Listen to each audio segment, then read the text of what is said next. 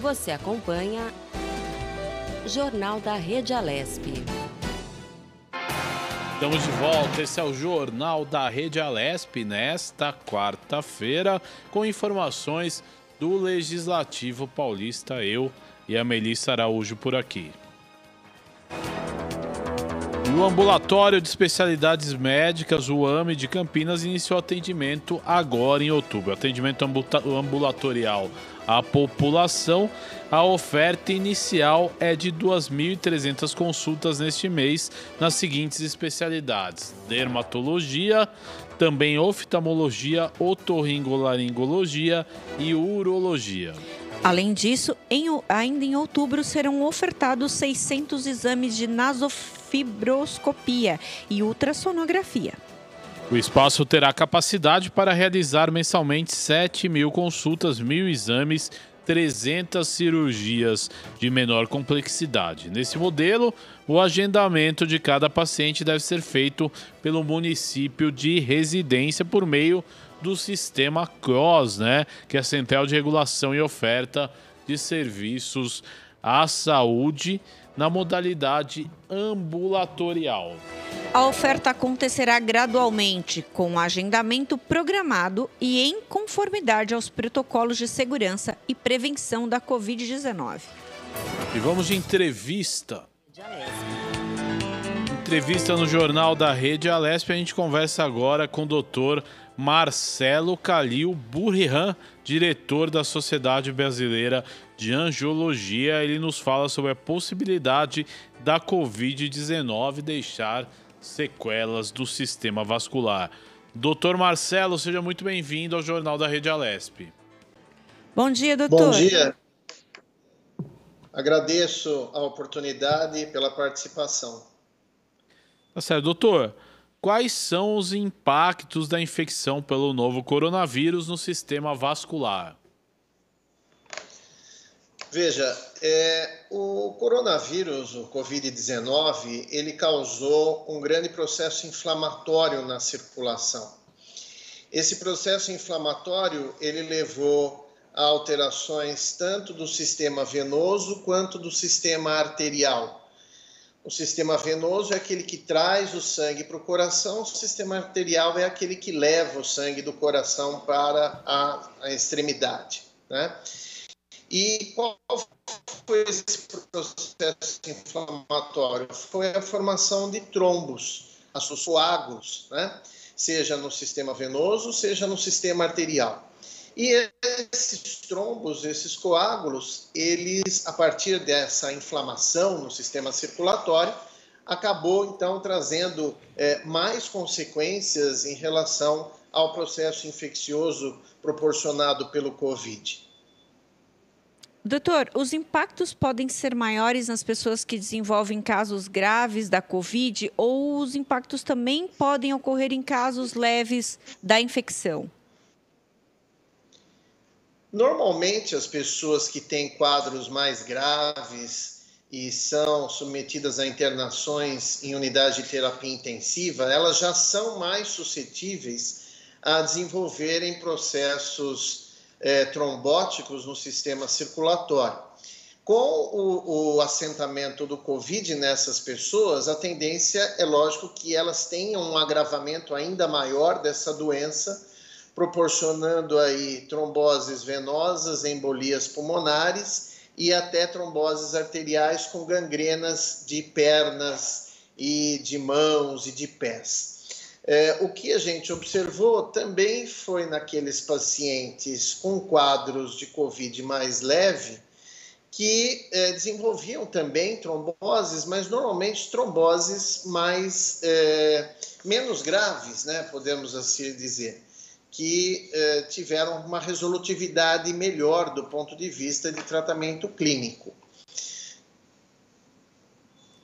Agora, doutor, é importante também as pessoas que estão no grupo de risco da Covid-19, ou seja, elas têm mais risco de sofrer sequelas do sistema vascular, doutor? Vamos pegar um exemplo aí de uma pessoa que não tem problema cardíaco, não tem problema de hipertensão, mas, por exemplo, é obesa.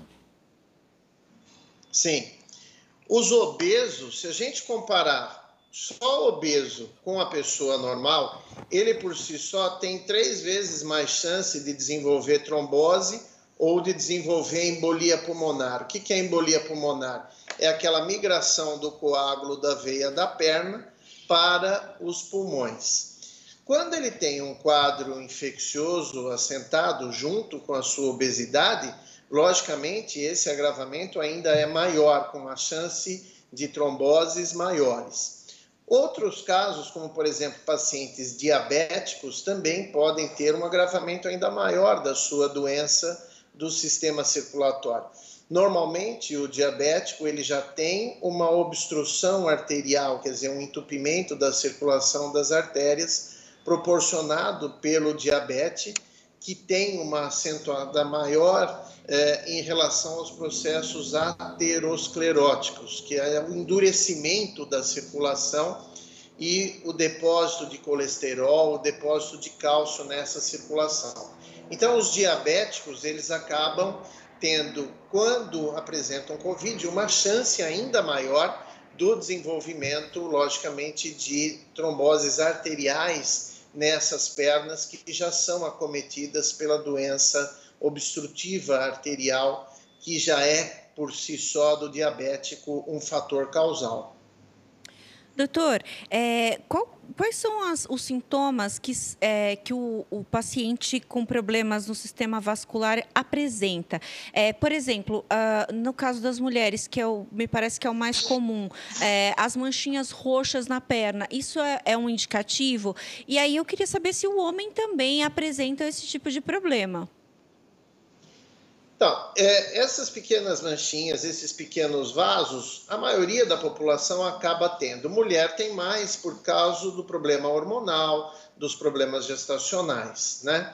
Agora, os pacientes que têm trombose ou que desenvolvem trombose, eles normalmente têm uma perna mais inchada, uma panturrilha mais endurecida, a batata da perna, que é a panturrilha mais dura, eles têm dor, essa perna acaba ficando mais quente. Esses são sintomas de trombose venosa, que normalmente acomete mais o membro inferior do que os braços, né? Agora, a trombose arterial, quando entope o sistema arterial, já é diferente, já é mais grave. A perna fica dolorosa, fica fria, fica pálida, pode perder o movimento dos dedos, pode perder o movimento do pé. Então, nós temos 2 vertentes aí, aqueles que têm o desenvolvimento de trombose nas veias e aqueles que têm o desenvolvimento de trombose nas artérias. A trombose arterial, se não tratada rapidamente, pode levar à gangrena da perna, à gangrena do pé. A trombose venosa, se não tratada rapidamente, pode levar ao quadro de embolia pulmonar e óbito desses pacientes, né? O que a gente tem na literatura disponível, na Europa, por exemplo, ocorrem 400 mil casos de trombose por ano. Isso independente do Covid. Com o Covid aumentou muito o número, nós não temos esse número ainda definitivo, mas aumentou. Nos Estados Unidos, tem mais de 200 mil óbitos por embolia pulmonar por ano. No Brasil, tem mais de 100 mil óbitos por embolia pulmonar por ano. Então, vejam que a doença por si só, sem a associação com o Covid, já é grave. Quando se associa com o Covid, aumenta ainda mais o risco de comprometimento da circulação periférica e também do risco de óbito nesses pacientes.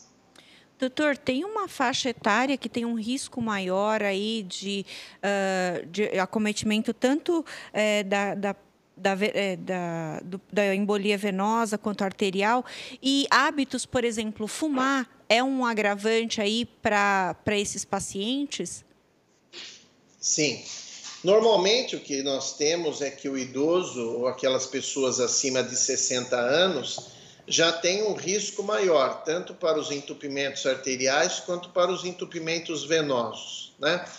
O hábito do cigarro, ele acaba desenvolvendo processos inflamatórios tanto na circulação arterial quanto na circulação venosa, né?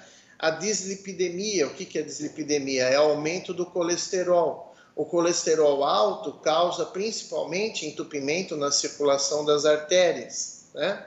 A hipertensão, o diabetes, tudo isso acaba comprometendo ainda mais esses pacientes que podem evoluir com esses casos mais graves, né? Mas realmente você tem razão, os pacientes mais idosos têm uma tendência maior ao desenvolvimento tanto das tromboses venosas quanto das tromboses arteriais. Mas isso não exclui que os pacientes jovens possam também ter o desenvolvimento de tromboses, tanto venosas quanto arteriais. Doutor, e se você está no grupo de risco da Covid-19, a gente sabe que as formas de prevenção é o distanciamento social, é o uso de máscara, o álcool gel, ficar em casa se possível. Mas quais as medidas que podem ser tomadas também para a prevenção, fora todas essas que eu já falei, para cada vez mais deixar, né, longe o risco de desenvolver uma doença mais grave? Vejam, nós temos muitos idosos que ficaram em casa, né? E eles pararam de andar, pararam de se mexer, pararam de se locomover. O andar é importantíssimo para evitar tanto a trombose do ponto de vista venoso, quanto a trombose do ponto de vista arterial. Quando a gente anda, a musculatura comprime as veias e bombeia o sangue para cima, em direção ao coração. Quando a gente anda, a musculatura exige que o sangue pelas artérias chegue melhor para irrigar, para trazer o oxigênio. Então, o andar, fazer caminhada, ou fazer algum tipo de exercício com movimentação é extremamente importante, principalmente nessas pessoas que ficaram durante esse grande período em casa, sentados, mais parados, que deixaram de fazer as suas caminhadas, o seu andar fora de casa. Isso é uma contribuição muito importante para essas pessoas. Doutor, o uso do anticoagulante pode ajudar a diminuir o impacto da COVID no sistema vascular? Em quais casos é indicado? É importante a gente lembrar aí que a automedicação também é um problema, né? Então, quer dizer, qual que é o procedimento adequado também nesse caso, para esses pacientes? Com certeza. Os pacientes que estão internados, eles sempre necessitam de uma prevenção de trombose. Porque o risco de trombose venosa nos pacientes que estão acamados sempre é maior. Então, existe, logicamente, uma associação de fatores que faz com que a gente tenha um score daqueles pacientes que têm um alto risco ou um baixo risco de desenvolver trombose. Esses pacientes que são internados por Covid, eles têm uma tendência maior, por causa do processo inflamatório, a desenvolver trombose. Então, eles necessitam de prevenção durante o período de internação.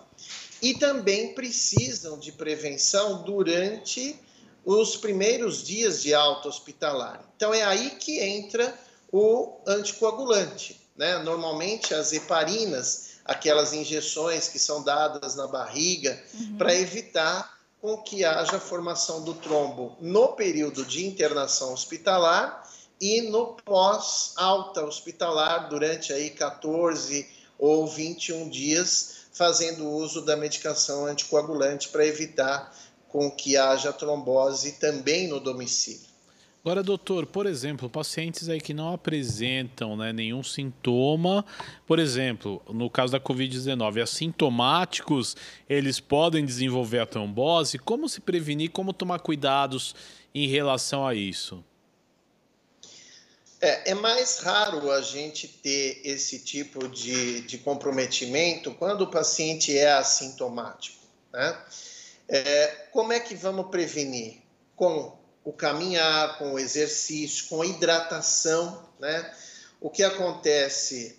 Quando a gente hidrata, a gente tem mais líquido no corpo, a formação de coágulo diminui a chance. Então, o exercício, a hidratação, isso também são prevenções que podem ser feitas nesses pacientes que estão em casa, em resguardo, por causa do Covid, mas que têm um comprometimento menor ou, às vezes, até assintomático, né? O exercício sempre é importante para a ajuda do dia a dia, né? Então, essa prevenção também pode ser feita nesses casos. Agora, doutor, outro ponto, né, que é bastante preocupante, gera bastante dúvida. Eu desenvolvi, né? Estou com alguns sintomas do Covid, por exemplo, um pouco de dor de garganta, nariz escorrendo, faço o teste. Eu devo logo monitorar esse risco de trombose ou existe alguma situação específica dentro de um exame de sangue que pode dizer se o paciente tem que tomar esse anticoagulante ou não? Porque em muitos casos, né, o paciente praticamente tem que guardar o isolamento em casa, né, só esperando passar a doença. Quando eu acendo o sinal de alerta, quais os sinais aí clínicos que podem fazer o médico pensar em entrar com uma medicação anticoagulante? Veja, na maioria das vezes, esses pacientes que estão em domicílio, eles têm sintomas mais leves, né? A tendência é que ele não esteja com um processo inflamatório muito intenso e acabe não necessitando fazer uso de medicações para evitar a trombose. Aqueles pacientes que internam, que têm um sintoma um pouco maior, né, principalmente respiratório, eles normalmente são submetidos a alguns exames e dentre eles existe um exame chamado de dímero ou dímero D, que é um marcador inflamatório. E normalmente, quando ele está muito alto, muito alterado, aí se faz até doses maiores do anticoagulante no hospital, né? No caso das pessoas que estão em casa, se ele continua só com sintomas leves do ponto de vista pulmonar ou do ponto de vista respiratório, sem ter tido nenhum sintoma nas pernas ou nos braços, não se faz nenhum exame que possa sugerir que ele vá ter alguma trombose. Então, é aquele pensamento já muito aberto que não se deve ter. O paciente que tem, sim, uma dor na perna, um inchaço na perna, uma frialdade na perna, aí sim, ele tem que ser levado para o hospital e no hospital ser feita a investigação do risco maior de trombose. Mas domiciliar, nós não vemos essa necessidade. Agora, doutor, interessante, então ninguém deve pedir para incluir no seu check-up um exame desse, como esse dímero D. E outra questão, então dentro da Covid-19 você pode desenvolver esses sintomas, como inchaço no braço e nas pernas e dores. Seria considerado um sintoma, doutor? Sim. Você alertou para um ponto importante em relação a exames, né? Muita gente pede exames exacerbadamente e não há essa necessidade, né? A gente tem que ter, do ponto de vista clínico, a observação de quando solicitar ou não exames, né? Sintomas que podem ter os pacientes com Covid e que pode sugerir trombose são justamente esses. O inchaço da perna, o endurecimento da batata da perna, ou a frialdade dos dedos, ou a roxidão dos dedos, dos pés ou das mãos. Aí sim, esses pacientes têm que ter uma prioridade no hospital e observação e a necessidade de serem feitos exames, não só o dímero D, mas outros exames, como por exemplo um ultrassom. O ultrassom, ele hoje em dia consegue ver dentro da circulação se existe ou não a formação de um trombo na veia, se existe um entupimento ou não da artéria. Então, são exames mais específicos para quem tem sintomas específicos relacionados com uma possibilidade de trombose de veia ou trombose de artéria. Mas não fazer aleatoriamente ou indiscriminadamente exames sugerindo que possa vir a ter no futuro alguma trombose. Isso não deve ser feito. Doutor, em linhas gerais, é possível a gente fazer ações preventivas? Por exemplo, manter uma rotina de determinado tipo de exercício ou determinada alimentação que ajude a evitar a trombose? Sim. A caminhada em si já é um bom exercício, né? Esteira, bicicleta, natação, hidroginástica, são exercícios que ajudam a musculatura a se contrair e, consequentemente, melhorar sempre o retorno do sangue, né? A alimentação saudável, logicamente, que vai evitar com que haja o aumento de colesterol e, evitando com que haja aumento de colesterol, evita com que ele se deposite dentro das artérias e evita, consequentemente, a obstrução dessas artérias, né? Toda forma de exercício é importante para o sistema circulatório. Toda vez que se fica imobilizado, por exemplo, vamos supor um voo, né? Uma viagem com 3, 4 horas, a gente fica lá sentadinho, parado, sempre o risco aumenta. Quando se tem uma fratura, um trauma, que fica lá com o seu gesso, ou que fica com o seu RoboFoot, ou que fica com alguma imobilização, sempre se tem mais risco de desenvolvimento de trombose. Por quê? Porque o sangue vai ficar mais parado, né? Não há o exercício, não há a movimentação. Então, exercício é importante. O uso de meia elástica, por exemplo, num voo muito prolongado, também é importante para evitar com que se forme trombose nas veias da perna, né? Então, esses aspectos, eles ajudam bastante na prevenção. Agora, doutor, o que a gente pode considerar um exercício? Às vezes a pessoa é grupo de risco, está isolada em casa. Você andar pela casa já pode ser considerado um exercício? Sim, pode, né? Muita gente tem quintal, tem casa, mora em casa, tem quintal. Muita gente mora em apartamento com um corredor ali grande. Então, ou mesmo andar na sala, fazer exercícios com movimentação dos pés, movimentação dos joelhos. Tudo o que é feito já ajuda a estimular a musculatura, comprimir as veias e o sangue não ficar parado, o sangue subir, voltando para o coração. Então, tudo que se faz de prevenção em termos de exercício já ajuda bastante, né? É lógico que a gente sabe que uma pessoa de 80 ou 85 anos não vai sair por aí fazendo esteira, fazendo bicicleta, nem tem condições para isso no próprio corpo, que já se perde muita massa muscular com a idade. Mas em casa, fazendo movimentos com o pé, fazendo movimentos com o joelho, andando um pouco, já sempre ajuda, é importante para a prevenção. Doutor, rapidamente, a gente está já com um tempo no finalzinho, a gente sabe, o senhor falou que o acometimento é maior nos idosos, né? Mas a gente sabe que tem uma geração aí de crianças que está muito ligada no videogame, que faz pouco exercício. Elas também podem ter algum risco nesse sentido? Criança é sempre mais difícil ter, porque tem alguns fatores de coagulação que evitam que isso aconteça, né?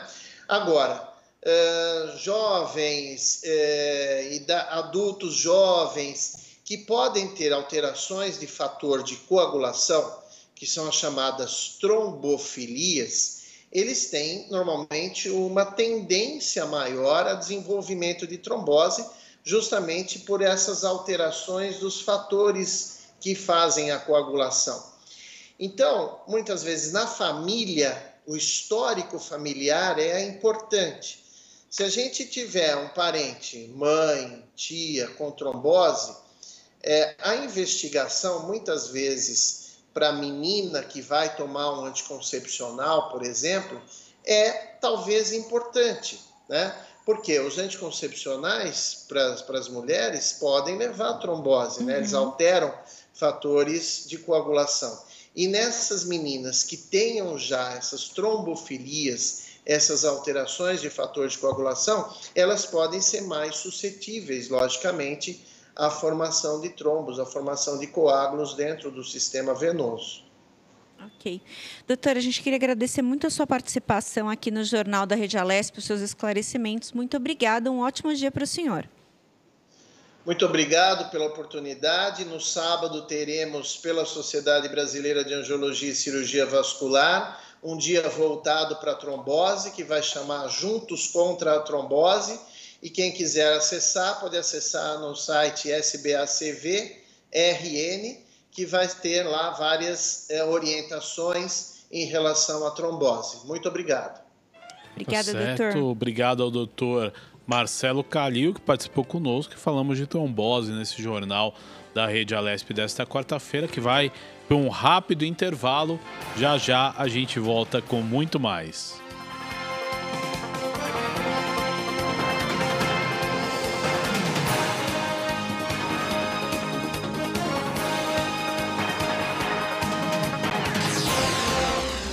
Você acompanha Jornal da Rede Alesp.